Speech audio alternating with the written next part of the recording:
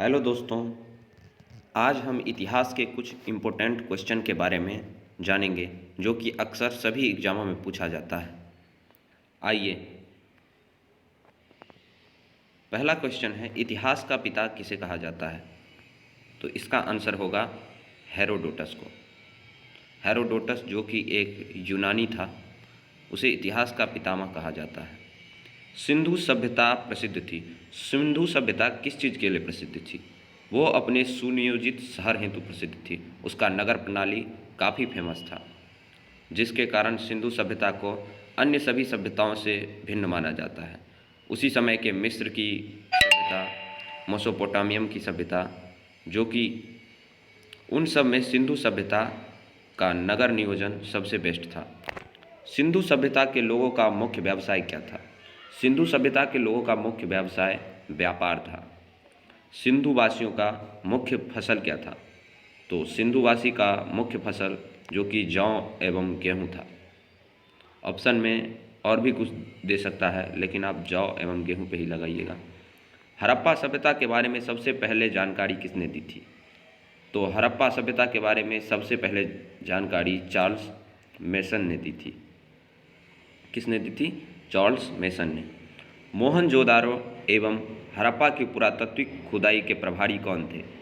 उस समय अंग्रेज अफसर सर जॉन मार्शल थे। हड़प्पा की सभ्यता किस प्रकार की थी? किस तरह की सभ्यता थी? तो हड़प्पा की सभ्यता थी कांस्य युगीन सभ्यता, क्योंकि उन समय में कांस्य का आविष्कार हो चुका था। सिंधु सभ्यता की लिपि क्या थी? भाव चित्रात्मक। आज तक सिंधु सभ्यता की लिपि को पढ़ा नहीं जा सका है, लेकिन ऐसा अनुमान लगाया जा रहा है कि वो लोग अपने भावनाओं के चित्रों के माध्यम से व्यक्त करते थे, इसीलिए सिंधु सभ्यता की लिपि भाव चित्रात्मक कही जाती है। मिस्र के राजा क्या कहलाते थे? मिस्र के राजा को फराओ कहते थे। खरोष्टी लिपि लिखी जाती थी। खरोष्टी लिपि को दाएं से बाएं तरफ लिखा जाता था, जैसे उर्दू को लिखा जाता है। स्वास्तिक चिन्ह देन है। स्वास्तिक चिन्ह सिंधु सभ्यता की देन है, जिसका यूज आज भी हम करते हैं। हिटलर ने भी स्वास्तिक चिन्ह का प्रयोग किया था। आदि मानव ने सर्वप्रथम सीखा। तो आदि मानव ने सर्वप्रथम आग जलाना सीखा। आग का आविष्कार कब हुआ? पूरा पाषाण काल में। सबसे पहले पालतू जानवर कौन था? तो कुत्ता। गाय भी दे सकता है ऑप्शन में, लेकिन कुत्ता होगा।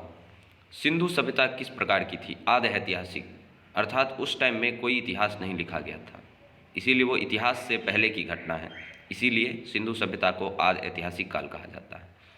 हड़प्पा स्थित है। हड़प्पा कहाँ स्थित है? रावी नदी के तट पर। हड़प्पा जो कि अभी पाकिस्तान के लाहौर के करीब है। सिंधु सभ्यता का प्रमुख बंदरगाह कौन सा था? सिंधु सभ्यता का प्रथम बंदरगाह लोथल था। हड़प्पा लोग किस धातु को नहीं जानते थे? तो हड़प्पा लोग लोहे से परिचित नहीं थे। उन लोगों को कांसे का ज्ञान था, लेकिन वे लोग लोहे से परिचित नहीं थे। हड़प्पा में मिट्टी के बर्तन पर उपयुक्त रंग कौन सा था? लाल था, जो कि मुख्य रूप से उपयोग किया जाता था। वैसे तो कई सारे रंग का यूज होता था, लेकिन लाल रंग मुख्य रूप से उपयोग में लाया जाता था, जो कि आज भी लाया जाता है। चावल के साक्ष्य में कहाँ से मिले हैं? चावल के हमें साक्ष्य लोथल एवं रंगपुर से मिले हैं।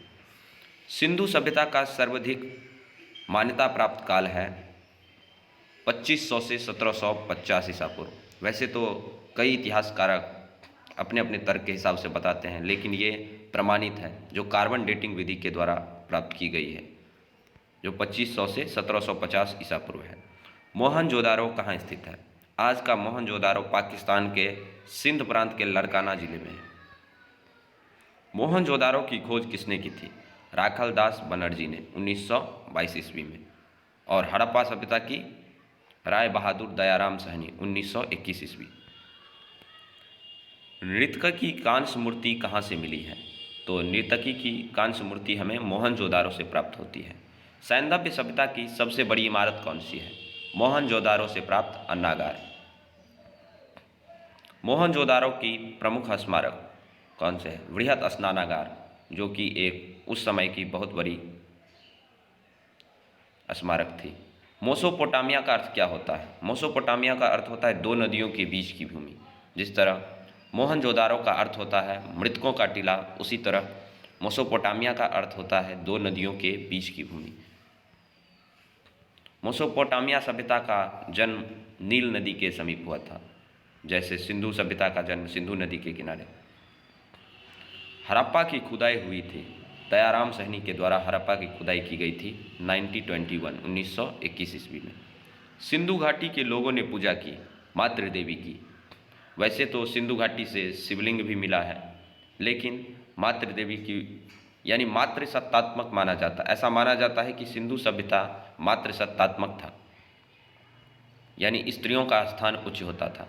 पुराणों की संख्या कितनी थी? 18। कितनी है? 18, जो कि गुप्त काल में मुख्य रूप से लिखी गई है। सबसे प्राचीन पुराण कौन सा है? मत्स्य पुराण। पुराणों के रचयिता कौन है? लोमहर्ष एवं उग्रश्रवा।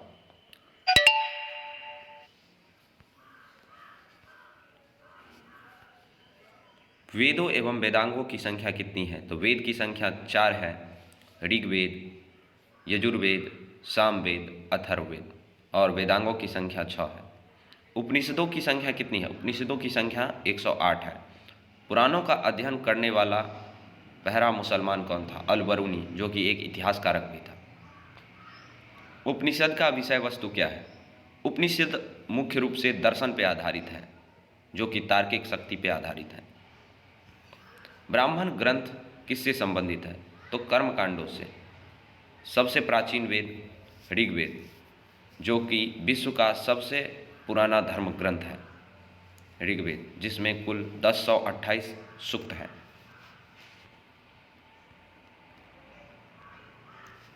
गद एवं पद वाला वेद है यजुर्वेद, जिसे कविता और कथा दोनों के माध्यम से कहा जाता है, इसीलिए गद एवं पद दोनों तरह का पाया जाता है। शतपथ ब्राह्मण किससे संबंधित है?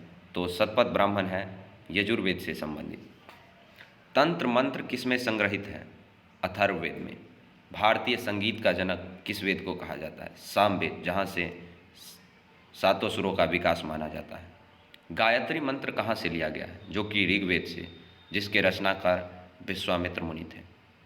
गायत्री मंत्र समर्पित है तो सावित्री को, अर्थात सूर्य देवता भी।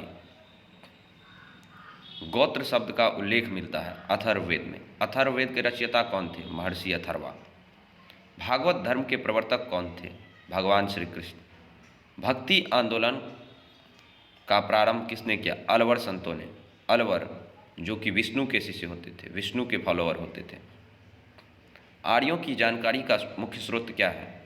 ऋग्वेद, जहाँ से हमें आर्यों के बारे में जानकारी प्राप्त होती है। ऋग्वेद में सर्वाधिक बार वर्णित नदी है, तो ऋग्वेद में सबसे अधिक बार सिंधु नदी का वर्णन किया गया है। ऋग्वेद में सर्वाधिक पवित्र नदी कौन सी है? तो ऋग्वेद में सर्वाधिक पवित्र नदी सरस्वती नदी को माना गया है। ऋग्वेद में वर्णित प्रमुख देवता कौन है? इंद्र, उसके बाद अग्नि, उसके बाद वरुण है। ऋग्वेद में सबसे बाद में निर्मित मंडल कौन सा है? 10वां मंडल। ऋग्वेद में सोम को कौन सा मंडल समर्पित है? तो 9वां मंडल। सत्यमेव जयते कहाँ से लिया गया है? जो कि मुंडकोपनिषद से लिया गया है। प्राचीन हिंदी विधि के लेखक थे महाराज मनु। स्मृति ग्रंथों में सबसे प्राचीन है मनुस्मृति है। पुस्तक मिताक्षरा के लेखक कौन थे? विज्ञानेश्वर। महाभारत का अन्य नाम क्या है? जय संहिता, बाद में महाभारत पड़ा। महाभारत के रचनाकार वेदव्यास के फारसी अनुवाद का शीर्षक कौन सा है? रज्जनामा। आर्य सबसे पहले कहाँ आकर, आर्यों का भारत आगमन कब हुआ? 1500 ईसा पूर्व, जो कि अब प्रमाणित नहीं है। हाल ही में आए एक रिपोर्ट के अनुसार ये चेंज हो गया है। इसमें बताया गया है कि आर्य मूल रूप से भारतीय ही हैं, वो कहीं बाहर से नहीं आए हैं। आर्य पहले बसे थे पंजाब एवं अफगानिस्तान में, बाद में गंगा के मैदानी भाग में आके बस गए। ऋग्वेद में आर्यों की भाषा क्या थी? तो ऋग्वेद में आर्यों की भाषा संस्कृत बताई जाती है। आर्य लोग भारत आए थे मध्य एशिया से। याद करने के लिए याद कर लीजिए, लेकिन ये प्रमाणित नहीं है अभी एक नया रिपोर्ट के अनुसार ये सब चेंज हो गया है। शून्यवाद का प्रतिपादक कौन थे? तो नागार्जुन। गौतम बुद्ध का जन्म कहाँ हुआ था? तो लुम्बिनी में, जो कि कपिलवस्तु नेपाल में है। 563 ईसा पूर्व में गौतम बुद्ध का जन्म हुआ था। बुद्ध की मृत्यु कुशीनगर में हुआ था 483 ईसा पूर्व में। बुद्ध की मृत्यु की घटना को क्या कहा जाता है? तो बुद्ध की मृत्यु की घटना को महापरिनिर्वाण कहा जाता है। बुद्ध के प्रथम गुरु कौन थे जिनसे उन्होंने सांख्य दर्शन के बारे में अध्ययन किया था? उनका नाम था अलार कलाम। बुद्ध द्वारा गृह त्याग की घटना क्या कहता है? महाभिनिष्क्रमण। बुद्ध का प्रथम प्रवचन कहलाता है धर्मचक्र प्रवर्तन। बुद्ध ने अपना प्रथम उपदेश दिया था सारनाथ में दिया था उन्होंने अपना प्रथम उपदेश। बुद्ध ने उपदेश दिया था किस भाषा में? तो पाली या प्राकृत भाषा में। बुद्ध ने सर्वाधिक उपदेश दिए श्रावस्ती में। बौद्ध धर्म के 3 रत्न हैं, बुद्ध, धम्म एवं संघ।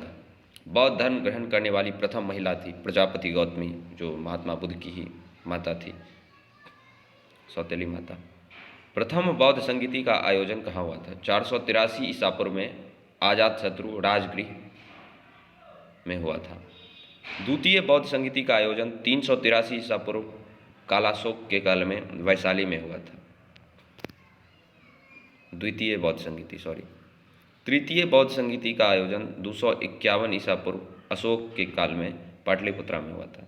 चौथी बौद्ध संगीति का आयोजन प्रथम शताब्दी 76 ईस्वी सन कुंडलवन, जो कि कश्मीर में है, कनिष्क के द्वारा आयोजन करवाया गया था। कनिष्क के शासनकाल में हुआ था। बुद्ध के पूर्व जन्म पर आधारित कथा को क्या कहा जाता है? तो बुद्ध के पूर्व जन्म पर आधारित कथा को जातक कथा कहा जाता है। बौद्ध धर्म का प्रमुख ग्रंथ है पिटक, जिसमें आता है विनय पिटक, सुत्त पिटक, अभिधम्म पिटक इत्यादि।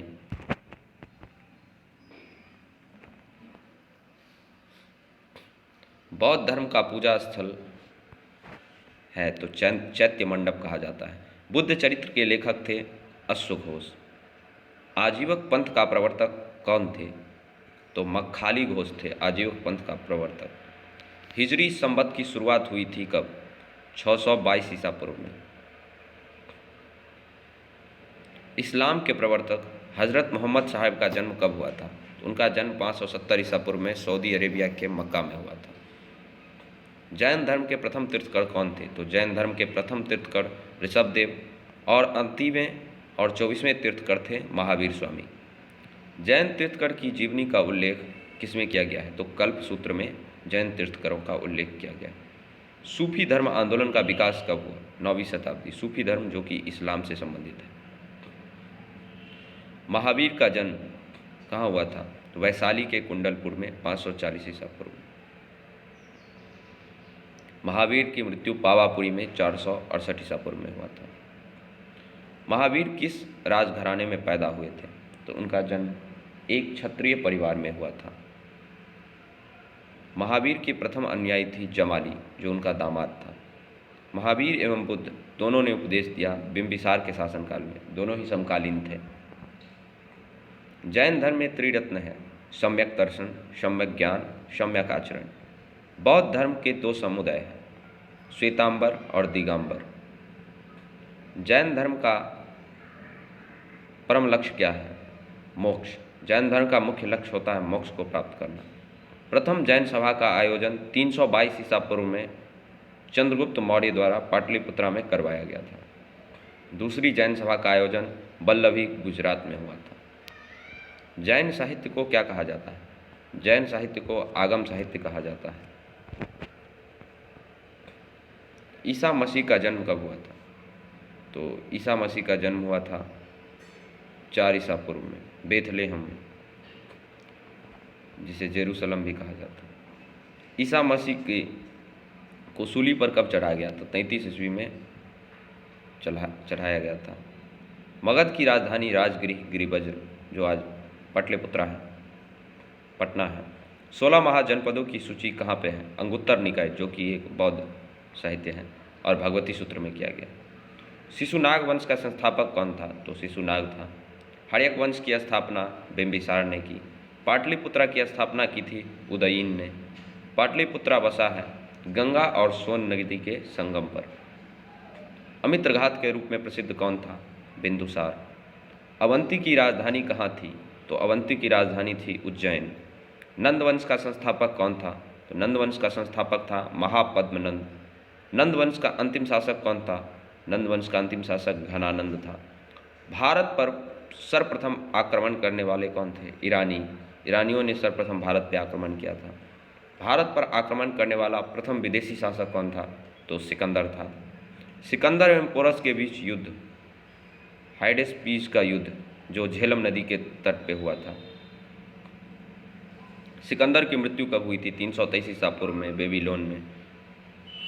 मौर्य वंश का संस्थापक कौन था? चंद्रगुप्त मौर्य था। मौर्य वंश की जानकारी कहाँ से मिलती है? विष्णु पुराण से।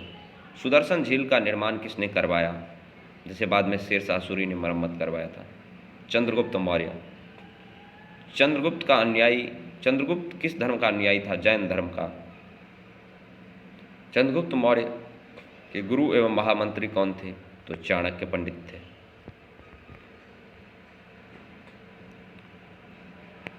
1025 ईस्वी में सोमनाथ मंदिर लूटा गया था। यह किसके द्वारा लूटा गया था? तो महमूद गजनबी के द्वारा। मोहम्मद बिन तुगलक अपनी राजधानी दिल्ली से ले गया था कहाँ? तो दौलताबाद। तैमूर लंग ने भारत पर आक्रमण कब किया? 1398 ईस्वी में, 1398। जौनपुर नगर का संस्थापक कौन था? तो फिरोज शाह तुगलक। हैदराबाद स्थित चार मीनार किसने बनवाया था? तो कुली कुतुब शाह ने 1591 ईस्वी में। कश्मीर का अकबर किसे कहा जाता है? जैनुल आबदीन को कश्मीर का अकबर कहा जाता है। तंजौर के बृहदेश्वर मंदिर, जो कि द्रविड़ शैली में बनवाया गया है, इसका निर्माण राजा राज प्रथम ने किया था। जनकपुर के राजा सवाई मानसिंह ने किन चार स्थानों पर जंतर मंतर का निर्माण करवाया था? तो उन्होंने दिल्ली, उज्जैन, जयपुर एवं मथुरा में जंतर मंतर का निर्माण करवाया था। पूर्व का सिराज किसे कहा जाता था? जैनपुर। सिराज मतलब मुकुट होता है। तालीकोट का युद्ध कब हुआ था? तो तालीकोटा का युद्ध हुआ था 1565 ईस्वी में विजयनगर एवं बहमनी राज्य के बीच। मीराबाई किसके समकालीन थे? तो मीराबाई तुलसीदास के समकालीन थे। मीराबाई का जन्म कहाँ हुआ था? मीराबाई का जन्म 1499 ईस्वी में मेरता के बुर्की नामक ग्राम में हुआ था, जो कि राजस्थान में। दोहरी शासन नीति को समाप्त किसने किया? वॉरेन हेस्टिंग ने 1772 ईस्वी में। रानी लक्ष्मीबाई को अंतिम युद्ध में सामना करना पड़ा ह्यूरोज का। वो जो कविता है, पर पीछे ह्यूरोज आ गया, ऐसे करके। अनुशीलन समिति की स्थापना किसने और कब की थी? तो उसका बारिंद्र घोष एवं भूपेंद्र दत्त ने किया था 1907 ईस्वी में कोलकाता में। भक्त तुकाराम किनके समकालीन थे? तो भक्त तुकाराम जहांगीर के समकालीन थे। गुलाम वंश की स्थापना किसने की? तो गुलाम वंश की स्थापना कुतुबुद्दीन ऐबक ने की थी 1206 ईस्वी में। दिल्ली का पहला मुसलमान शासक कौन था? तो दिल्ली का पहला शासक कुतुबुद्दीन ऐबक था। वहीं से सल्तनत काल का आरंभ होता है। मौर्य वंश का अंतिम शासक कौन था? तो मौर्य वंश का अंतिम शासक था बृहद्रथ। शुंग वंश की नींव किसने डाली? पुष्यमित्र शुंग, जिन्होंने बृहद्रथ की हत्या करके राजा बने थे। वे इनके सेनापति थे। भरतू स्तूप का निर्माण किसने करवाया? पुष्यमित्र शुंग ने। भारतीय सीमा में प्रवेश करने वाला प्रथम यवन शासक कौन था? डोमेट्रियस था। डोमेट्रियस प्रथम। डोमेट्रियस को पराजित किसने किया? पुष्यमित्र शुंग ने। पुष्यमित्र शुंग ने 2 अश्वमेध यज्ञ करवाए। सातवाहन की राजधानी कहाँ थी? तो उसकी राजधानी सातवाहन की स्थापना किसने की थी? तो सिमुक ने की थी। दशराज का युद्ध लड़ा गया था। कहाँ पे लड़ा गया था? तो परसनी नदी, जिसे रावी नदी कहा जाता है, उसके तट पे लड़ा गया था। भारत में सर्वप्रथम सोने के सिक्के किसने जारी किया था? तो सबसे योग्य और सर्वप्रथम सोने के सिक्के जारी किया था हिंद यवन शासकों ने, जिसे हिंद यूनानी भी कहते हैं। शुद्ध सोने के सिक्के चलवाए थे कुषाणों ने चलवाए थे। सर्वाधिक स्वर्ण मुद्राएं जारी कब हुई थी? तो गुप्त काल में, जिसे भारत का स्वर्ण युग भी कहा जाता है। शीशे के सिक्के किसने चलवाए थे? तो शीशे के सिक्के सातवाहनों ने चलवाए थे। चांदी का सिक्का सर्वप्रथम किसने चलवाया था? तो चांदी का सिक्का चलवाया था चंद्रगुप्त द्वितीय अर्थात चंद्रगुप्त विक्रमादित्य ने।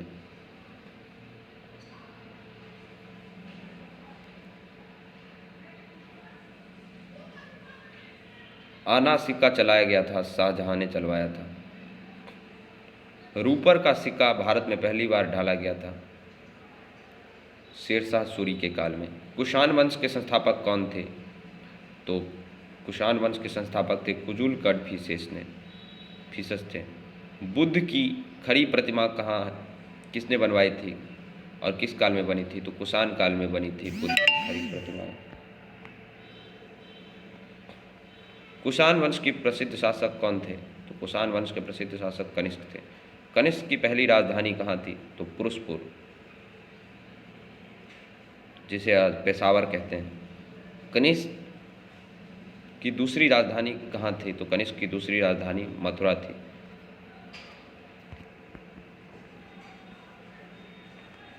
शक संवत किसने चलवाया था? तो कनिष्क ने 78 ईस्वी में। मूर्तियों का निर्माण कब प्रारंभ हुआ था? तो कुषाण काल में। मंदिर का निर्माण हुआ था गुप्त काल में। गुप्त वंश का संस्थापक कौन था? तो गुप्त वंश का संस्थापक श्रीगुप्त था। मंदिर निर्माण कला में विमान शैली का प्रचलन हुआ था चोल वंश के शासनकाल में। दशमलव प्रणाली का जन्म कब हुआ था? गुप्त काल में, जो कि एक बहुत बड़ी आविष्कार थी, आर्यभट्ट के द्वारा किया गया था। राष्ट्रीय पंचांग आधारित है, जो कि शक संवत पे आधारित है। चरक कौन थे? तो चरक आयुर्वेद के जनक थे। यह क्वेश्चन कई बार पूछा जा चुका है। सिल्क मार्ग का निर्माण करवाया था कनिष्क ने, जिसे चाइना आज वन बेल्ट वन रोड के नाम से फिर से स्टार्ट कर रहा है। कुषाण वंश का अंतिम शासक कौन था? तो कुषाण वंश का अंतिम शासक वासुदेव था। गुप्त वंश की जानकारी हमें कहाँ से प्राप्त होती है? तो वायु पुराण से। भारत का नेपोलियन किसे कहा जाता है? तो समुद्रगुप्त को, इसे आर्थर स्मिथ ने कहा था। सिक्कों पर वीणा बजाते दर्शाया गया है किन्हें? समुद्रगुप्त को। भारत का बिस्मार्क किन्हें कहा जाता है? वल्लभ भाई पटेल।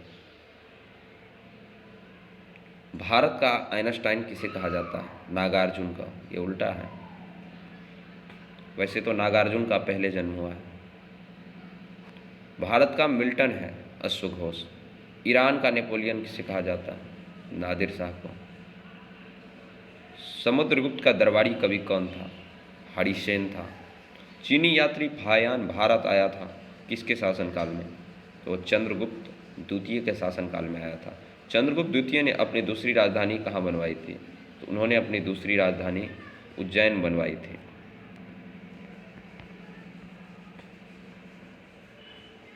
विक्रम संवत कब प्रारंभ हुआ था? विक्रम संवत 58 ईस्वी में प्रारंभ हुआ था। गुप्तकालीन चांदी का सिक्का, रूपक, स्वर्ण सिक्का और दिनार था। गुप्तकालीन चांदी का सिक्का रूपक और स्वर्ण का सिक्का को दिनार कहा जाता था। नालंदा विश्वविद्यालय के संस्थापक कौन थे? तो नालंदा विश्वविद्यालय के संस्थापक कुमारगुप्त थे। नालंदा विश्वविद्यालय को ध्वस्त किसने किया था? तो नालंदा विश्वविद्यालय को बख्तियार खिलजी ने ध्वस्त किया था। विक्रमशिला विश्वविद्यालय की स्थापना किसने की थी? विक्रमशिला विश्वविद्यालय की स्थापना धर्मपाल ने 770 से 810 ईस्वी में की थी। धर्मपाल उनका शासनकाल है। महरौली में स्थित राजा जयचंद्र के लौह स्तंभ को बनवाया किसने? तो चंद्रगुप्त द्वितीय ने। राजचंद्र में लौह स्तंभ। गंगई कोड कहा जाता है किन्हें? राजेंद्र प्रथम को। गुप्त काल की राजकीय भाषा क्या थी? तो गुप्त काल की राजकीय भाषा संस्कृत थी। भारतीय इतिहास का स्वर्ण युग गुप्त काल को कहा जाता है। गुप्त वंश का अंतिम शासक कौन था? तो गुप्त वंश का अंतिम शासक विष्णुगुप्त था। वर्धन साम्राज्य का संस्थापक कौन था? तो वर्धन साम्राज्य का संस्थापक था पुष्यभूति। पुष्यभूति वंश का संस्थापक था पुष्यभूति। हर्षवर्धन ने अपनी राजधानी थानेश्वर से कहाँ स्थानांतरित किया? कन्नौज किया। भूमि देने की सामंती प्रथा प्रारंभ हुई थी किसके शासनकाल में? हर्षवर्धन।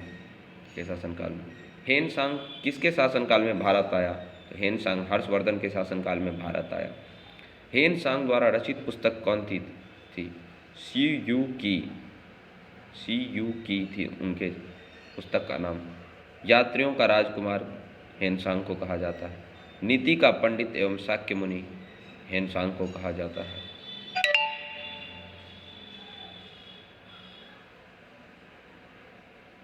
हर्षवर्धन का दरबारी कवि कौन था? बाणभट्ट। हर्षवर्धन का भू राजस्व दर था 1/6, 1/6। अब आगे के बारे में हम दूसरे वीडियो में पढ़ेंगे। तब तक के लिए जय हिंद।